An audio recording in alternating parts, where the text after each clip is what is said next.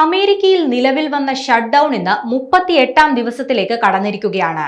Shut down വന്നതോടെ അമേരിക്കയിലെ പൊതു സംവിധാനങ്ങളൊക്കെ ആകെ താറുമാറായെന്ന് തന്നെ പറയാം.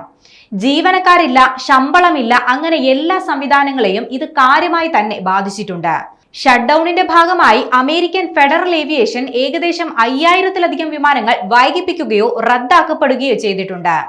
എയർ ട്രാഫിക് കൺട്രോളർമാരുടെ കൂട്ട അവധിയാണ് വിമാന സർവീസുകൾ കുറയ്ക്കാനിടയാക്കിയത്. ജീവനക്കാരുടെ കുറവ് മൂലമുണ്ടാകുന്ന പ്രതിസന്ധി അവസാനിപ്പിക്കാനാണ് 4% വിമാന സർവീസുകൾ റദ്ദാക്കിയത്.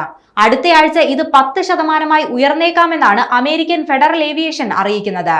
അമേരിക്കയിലെ പ്രധാന വിമാനത്താവളങ്ങളായ New York, Los Angeles, Chicago, Washington DC എന്നിവയെ പുതിയ തീരുമാനം പ്രതികൂലമായി തന്നെ ബാധിക്കുമെന്നാണ് റിപ്പോർട്ടുകളിൽ പറയുന്നത്.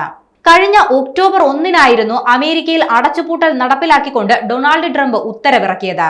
അടച്ചുപൂട്ടലിന് ശേഷം അത്യാവശ്യ സർവീസുകൾ മാത്രമാണ് നടക്കുന്നത്. സർക്കാർ സേവനങ്ങൾ നിർത്തിവെക്കുന്ന സവിശേഷ സാഹചര്യത്തെയാണ് ഷട്ട് ഡൌൺ എന്ന് വിശേഷിപ്പിക്കുന്നത്. 1981-ന് ശേഷം അമേരിക്കയിൽ നിലവിൽ വന്ന 15-ാമത്തെ ഷട്ട് ഡൌൺ ആണിത്. നിലവിൽ ആരോഗ്യമേഖലയിൽ നൽകി വരുന്ന ധനസഹായം സംബന്ധിച്ചാണ് ഡെമോക്രാറ്റിക്, റിപ്പബ്ലിക് പാർട്ടികൾക്കിടയിൽ അഭിപ്രായ ഭിന്നത രൂക്ഷമായിരിക്കുന്നത്. അതിന് പിന്നാലെയാണ് അമേരിക്കയിൽ ഷട്ട് ഡൌൺ പ്രഖ്യാപിച്ചത്.